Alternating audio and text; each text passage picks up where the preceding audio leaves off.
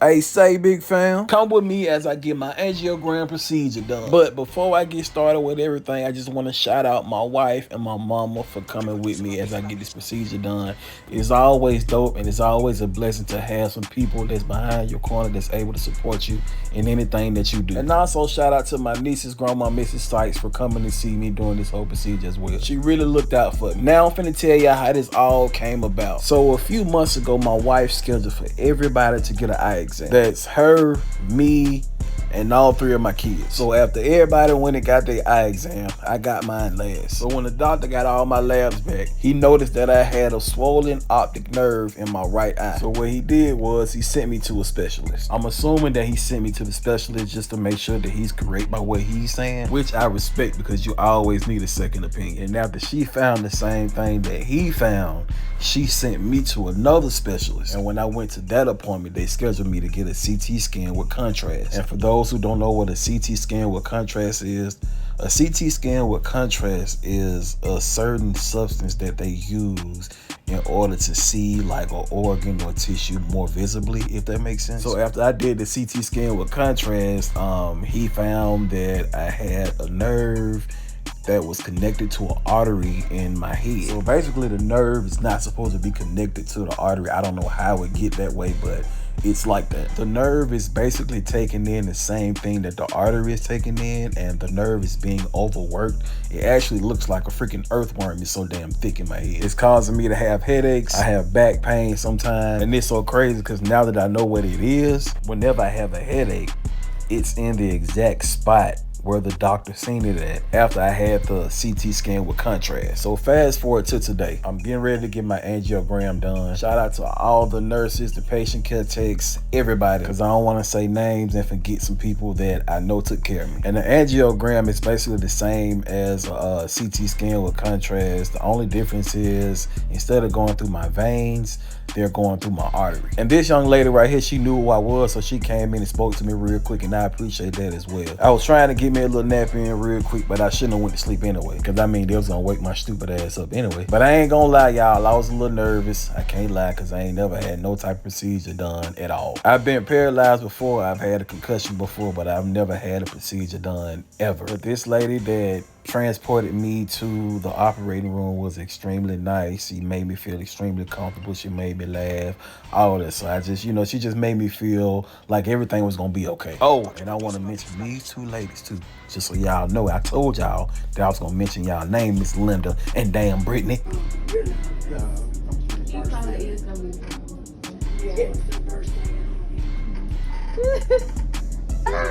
We'll see you in an hour, Trish.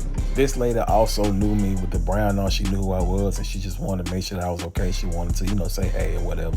She had gold teeth, y'all, so I know she from the hood. You feel me? On my stepdad. Y'all see they pushing me away. I'm finna go to the operating room.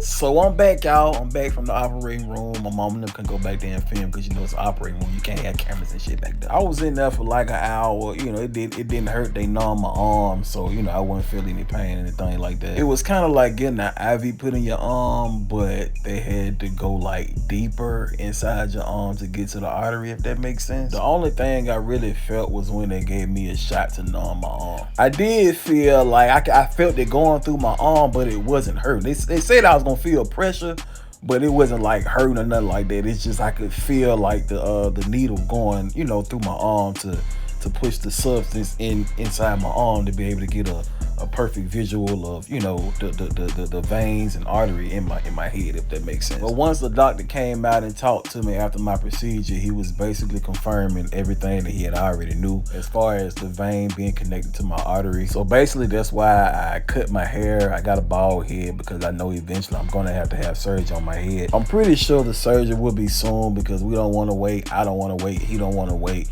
None of us want to wait on down the line, and eventually the dang on vein will probably burst, and then I have bleeding in the brain. And on my stepdad, we don't want that. But I am thankful for the eye doctor at America's Best for even finding the optic nerve that was swollen, because if it hadn't been for me going to the eye doctor. If it hadn't been for my wife making that appointment, we probably would have never known that this was going on. I'm supposed to hear back from the doctor's office probably sometime next week. They said they're gonna give me a call so we can, set up a meeting to schedule the surgery or whatever the case may be, so we can move forward with whatever we need to move forward with. I just feel like everything happens for a reason. I just feel like God is setting me up for something that's about to be major in my life. So he's preparing me for whatever's finna come next, so I ain't got to worry about no health issues or anything like that. I know he said once I have the surgery, I'll probably be down for like 6 weeks, y'all. So if I don't have any content coming out, just bear with me. But you know me. I mean, I just can't stop. So I'll find some type of way to give y'all some type of content some type of way. Again, y'all, this is my niece's grandmother. She came and checked on me after my procedure. Like I said, I appreciate her as well. I gave my nurse a hug, man, because she took care of me the whole time. She brought me some water because I hadn't ate or drunk anything since 12 o'clock that night. Well, since about 9 o'clock the night before. So I was pretty hungry and thirsty. We getting ready to head out, y'all. My wife had to go get the car, so that's probably why y'all don't see her. I just want to shout my wife out again, man, because she's dealt with a lot with me. Because like I said, I've been paralyzed. And now this, so she's been having my back ever since, and I love her to death because you can't find too many women that are willing to, love their man through thick, through thin, sickness and in health, like a wife is supposed to do. And again, I want to shout out my mom because she's been on this journey with me as well, recording like all the goddamn time. But she know, I do content and stuff, so I like to record so I can have something to put out because I like to be transparent with my fans. Men, fellas, y'all, go get checked out, man. Stop sitting on your ass. Go to the doctor, man. Go see, because you never know, something small as your optic nerve being swollen, something that we probably don't ever pay attention to. Anything, y'all, go get checked, all right? Because you just never know.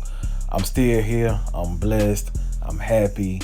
I'm ready to put out more content, but I got to take care of my health first before I'm able to give y'all any type of laughter.